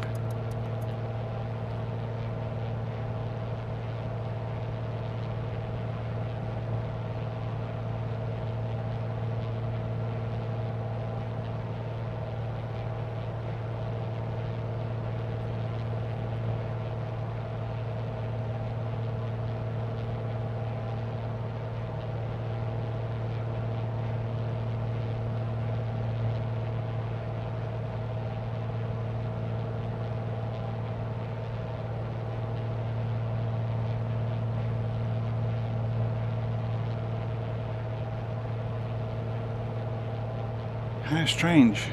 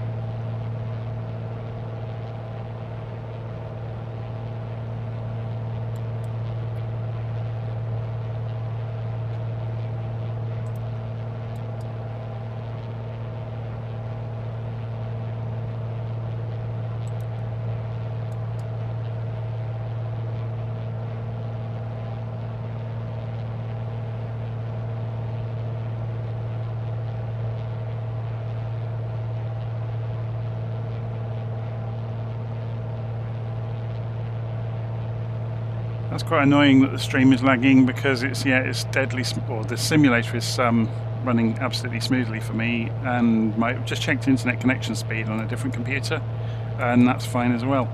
So it must be a YouTube problem. So Northwood's saying rising water levels most likely. Fantastic.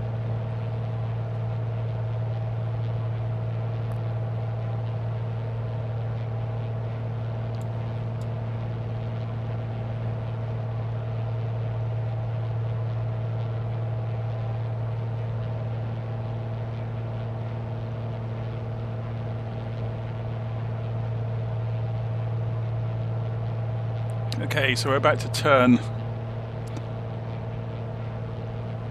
away from Samos. We'll get the countdown on the GPS any moment.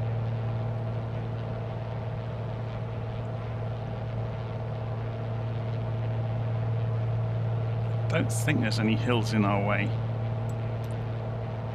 as we come across, so we can probably drop back down to 3,000 feet.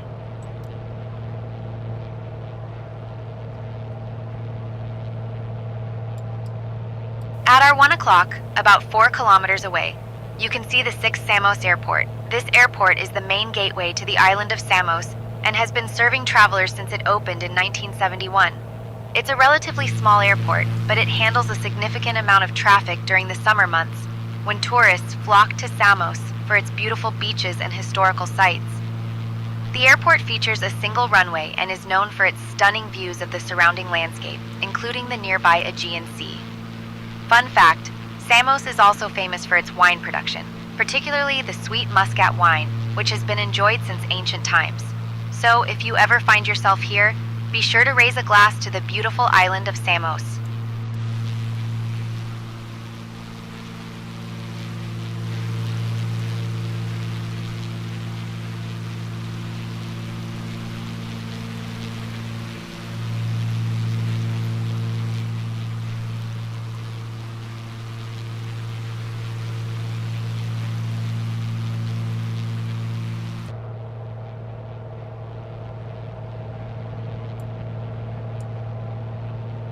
So we're expecting to be handed over anytime soon to the next controller. Yeah, there's something going wrong with the streaming. It's nothing to do with OBS. If we go and look in Task Manager, Flight Sim's using about 10 gig of RAM. OBS is running fine, it's hardly hitting the CPU. If we go and have a look at the graphs, the GPU RAM is fine, the GPU graph is fine, CPU graph is fine. You can see, yeah, this I never run more than I have to. Just out of interest though, let's go and do something to experiment. If I stop transmitter, I wonder if it's a problem with SimConnect, with too many things using it. And if we get rid of Navigraph, so we're down to just the basics.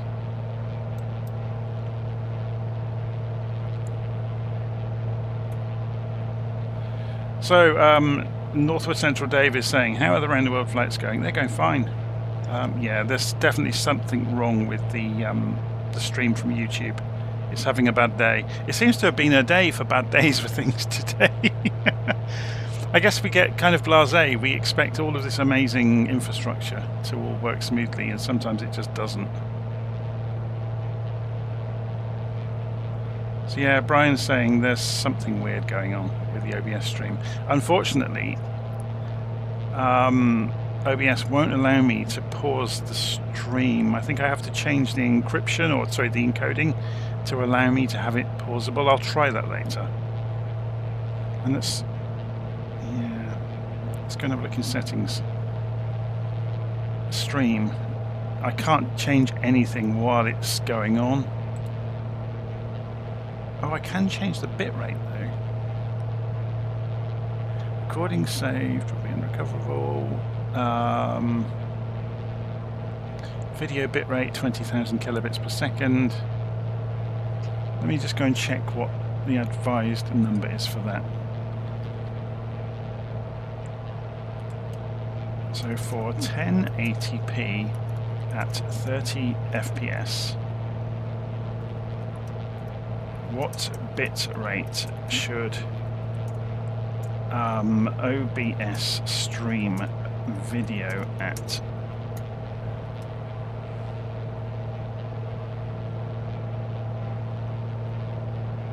$4,500, so I've got that set far too high. So let's go for 5,000 and apply it, and OK. And see if it makes any difference to it. I can't think it will, but we'll find out. I think I used to have it on 6,000 traditionally. Settings. Stream. Output.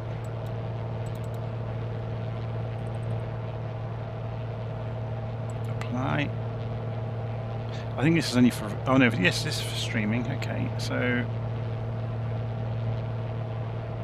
Encoder P7 slowest best quality.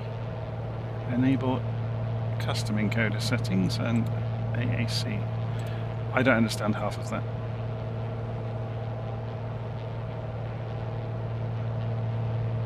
It must be YouTube's end, I would have thought.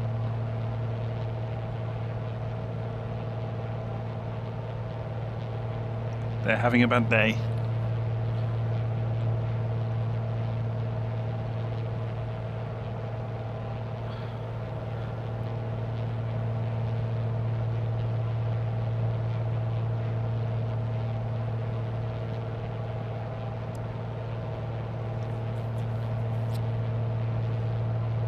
Yeah, because I've got so much headroom on my internet connection as well, it's untrue. I've got 600.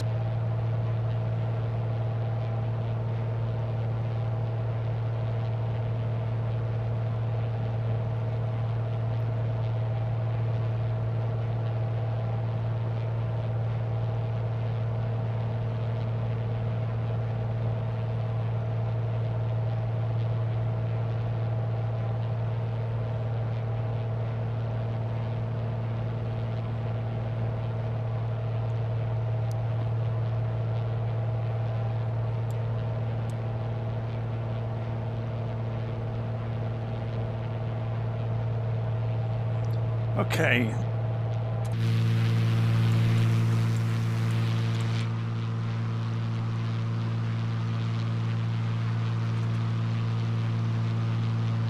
So we're going to start descending. I meant to do this a few minutes ago. So set the target altitude to 3,000 feet and come down at 500 feet a minute. And altitude's coming off. We'll keep an eye on the airspeed. We'll keep the speed up so we get there fairly quickly. Which version of 2024 am I running? The Pilot Edition, was it called? I can't remember. The one that had all the add-ons. I didn't actually need it because if you had 2020 with all of, and you bought all of the add-ons, you got them all grandfathered in anyway. But I don't think it was really worth it because they didn't convert all of the famous flyers, for example, which I was quite annoyed about. So there's an awful lot of aircraft missing in 2024. Things like the Icaria and various others, which I would really like to have carried on using because they were good fun. But yeah, there's a stack of aeroplanes that I had in 2020 that have never appeared in 2024.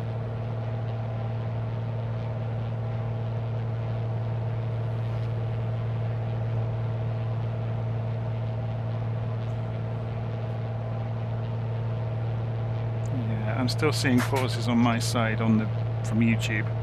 It's lagging enormously behind where we actually are. I've just refreshed it. Oh no, it's woken up now, it's fine.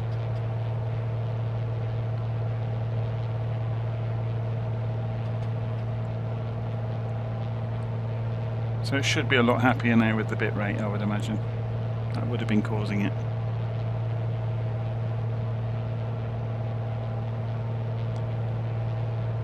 Hi Ryan. The bitrate one is a good one though. I did some experimentation a few months ago because I don't know if anyone's ever noticed. When you stream, you don't have much option other than to compress what's going up the pipe. And the greens get really badly affected by it. So if you're flying somewhere, you know, in the forests or wherever it tends to be, what you see when you're using the simulator in front of you versus what you see that got recorded in the stream, there is a world of difference between it, both in terms of bitrate and the visual acuity, the quality of the image. The streamed image is awful.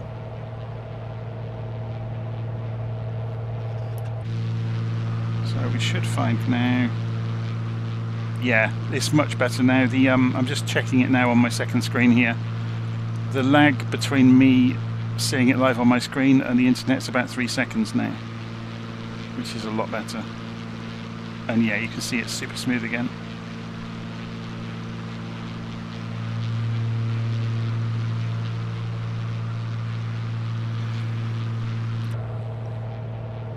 Okay, so we haven't been handed over, have we? Should we have been? So now we know that Navigraph's not having a bad day and interfering with anything.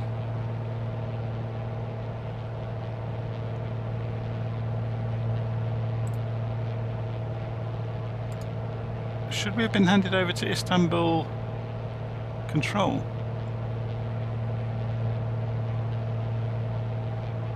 Let's ask Athens. I can't even say it, Athens. I'll call them Centre and see what they say.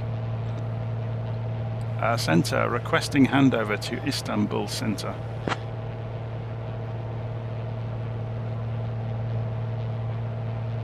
I had flight following. They should have done it. Beechcraft Bravo Echo Kilo. At our 1 contact o'clock, Ankara about 2 Control kilometers on away, you'll see the beautiful 128.925 Kumsal for handover to Beach. Istanbul This beach Centre. is known for its soft golden sands and clear turquoise. I'm just going to shut up the tour guide. Contacting Ankara Control 128.925. Golf Juliet Bravo Echo Kilo. Ankara Control, Beechcraft Golf Juliet Bravo Echo Kilo with you 3,000 feet en route to Imsik.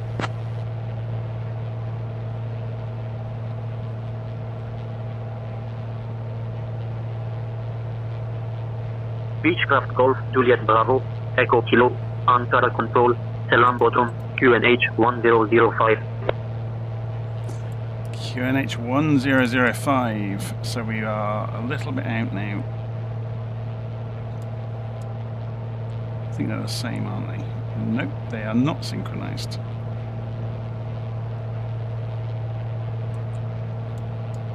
Okay. How are we doing for the fuel? Fairly even between the tanks, so there's probably no point switching now. Beechcraft Golf Juliet Bravo Echo Kilo Ankara Control, what's your final?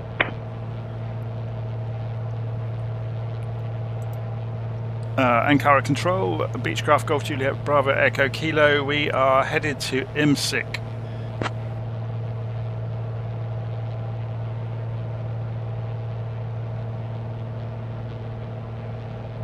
Beechcraft Bravo Echo Kilo, Roger, continue as planned to Imsik. Cool, that'll leave us alone now, hopefully. Let's go and zoom in. I hate that what they've done with this, like I said earlier, that you have to drag the range in the native aeroplanes. So the Asobo meddled with aeroplanes.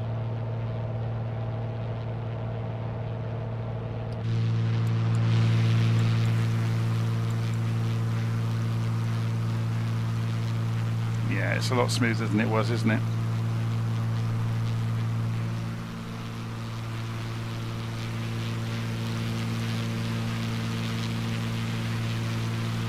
Beechcraft Bravo Echo Kilo, contact Miller Tower on 128.575. Contacting Milas Tower 128.575, Bravo Echo Kilo.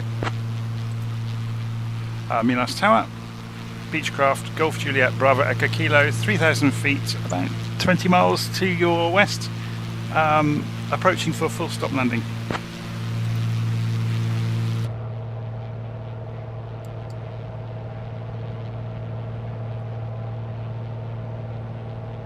Beechcraft Golf Juliet Bravo Echo Kilo, Milas Tower, winds 200 at 7, runway 28 right, cleared to land. We've gone for the wrong runway, the wrong airport, sorry, Milas is that one, okay. Apologies, Golf Juliet Bravo Echo Kilo, cancelling landing request, we are en route to Imsik.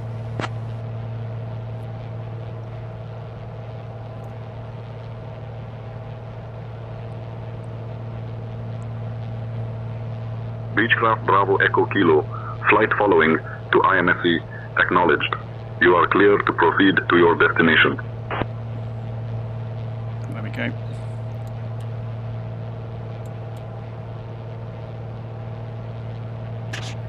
So we just carry on past the airport here. Should we have a look outside and see if the living world has put any airplanes on the ground yet? As we go past, we'll be able to see them actually in little nav map, won't we? If we go and open the default window layout and put the simulated aircraft on, has it put any on the ground? No. Interesting.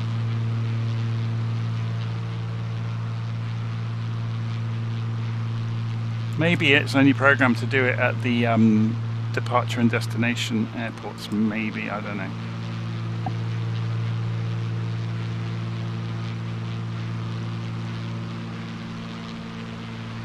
So yeah, Ryan's saying the SayIntentions is very, very good, especially for IFR flights. But the fact it can do flight following on VFR as well is just the icing on the cake, really.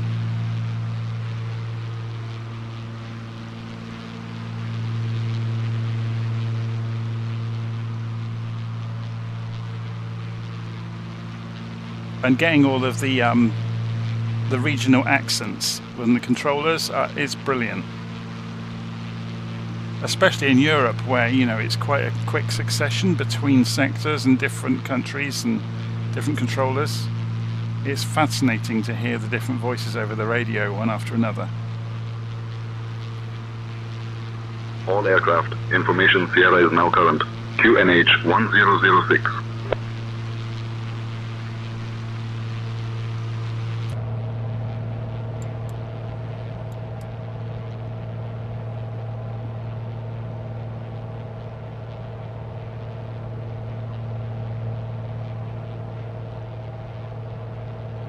So I think northward, Dave, you're talking about the G1000s. I don't mind the G1000s. I've got a guide on the G1000 if you want a copy of it. And you can find it on my website. The thing that always amazes me that a lot of people have no idea how much functionality is hidden away inside the 530. It's a bit of a monster. I'm just looking at it here. We've got where do we start? You've got the nav page group, which we're looking at here. So you've got rose mode, you've got the north oriented mode. It can do terrain mode as well. It can do TCAS. It can obviously simulate the satellite stuff, but it's also got lots and lots of more. I haven't got time to show you right now because we're over the top of our airfield, I think, that we're heading for. So Imsik. So I say, have we got? Yeah, it hasn't got a tower, I don't think, at Imsik. Let's go and have a look. Show information for Imsik.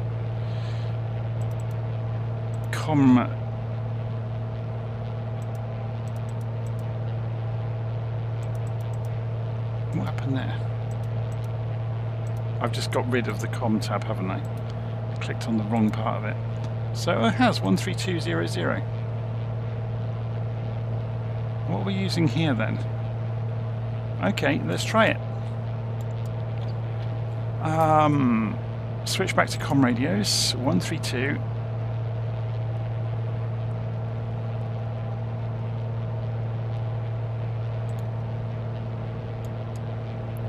And let's turn off the autopilot.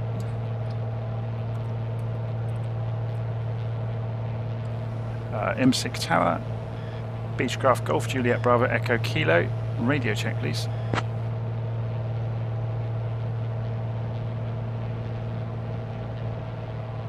Beechcraft Golf Juliet Bravo Echo Kilo, Bodrum Tower, Roger, reading you loud and clear.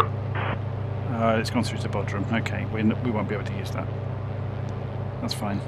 So we'll just go to interesting. We haven't got. Oh, we have got CTAF. There we go. So there's the airfield we're coming into. Where's the wind coming from? If it's not a controlled tower, so it's going to be a crosswind, so it doesn't matter. Okay, let's just go and circle over this area down here and get rid of some speed.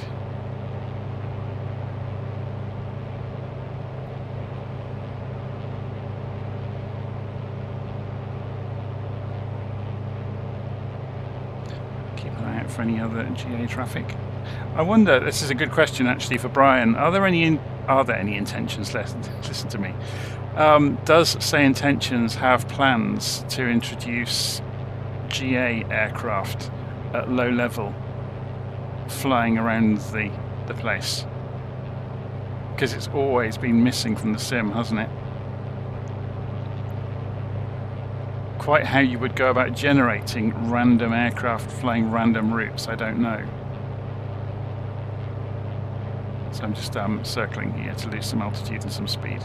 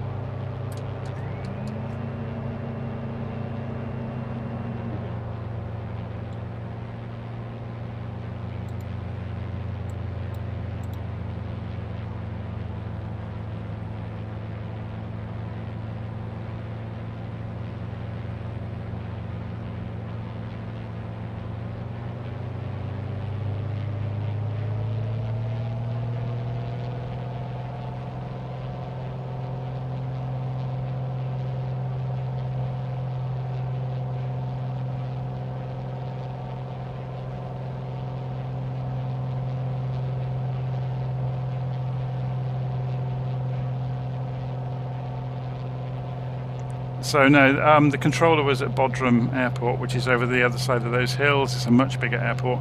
We're just coming into a small regional airport which doesn't have a controlled tower.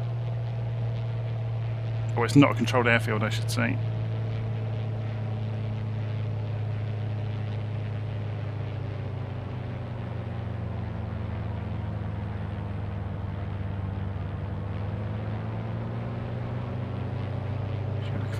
From outside.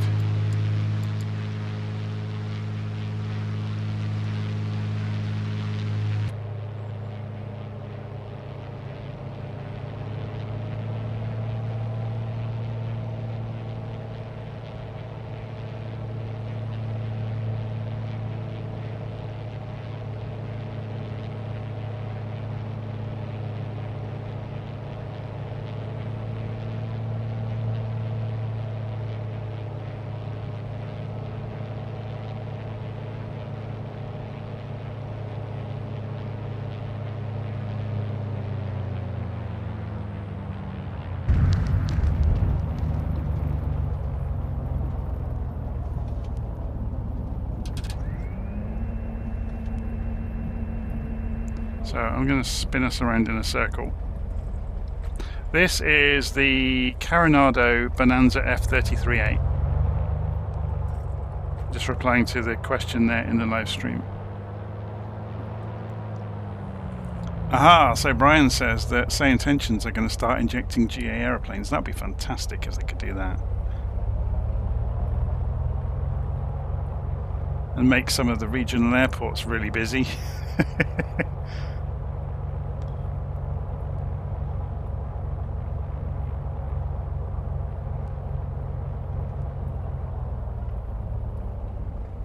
Yeah, I've been patiently waiting and waiting and waiting for Pilot Plus to update their Wickham Air Park scenery, because it used to be one of the best small regional airports in the simulator, and it's only 5 miles up the road from me in the real world.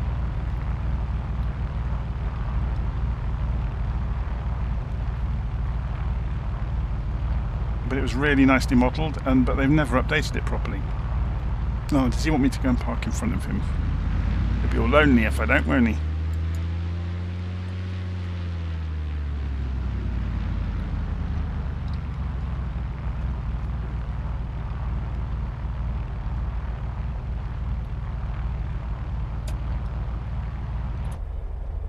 Okay, and let's go and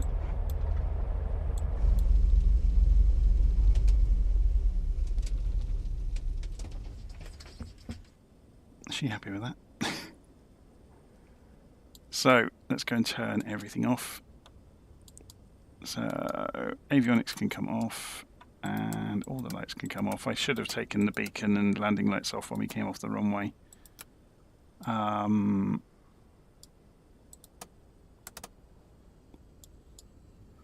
There we go. I'm guessing because this is one of the Asobo ones, that's going to throw me outside. Yeah, that's a real pain, isn't it? It does that. So there you go. There's our little aeroplane, the Beechcraft Bonanza F33A. And it needs a wash.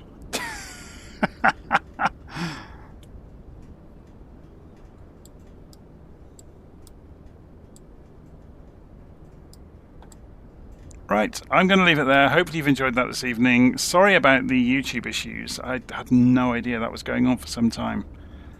Am I still using the eye tracking? I can. I turn it off and on as the situation demands. So there you go, it's switched on. You can look around and gaze around and then turn it back off. So I tend to switch it off when I'm inside the cockpit.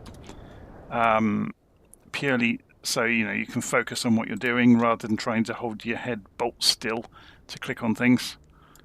But then while flying along in the circuit or on a pattern, for example, I will put head tracking on so I can look outside quickly and get orientation. Anyway, I'm going to leave it there. Hopefully you enjoyed that, and I'll see you all again soon. Take care.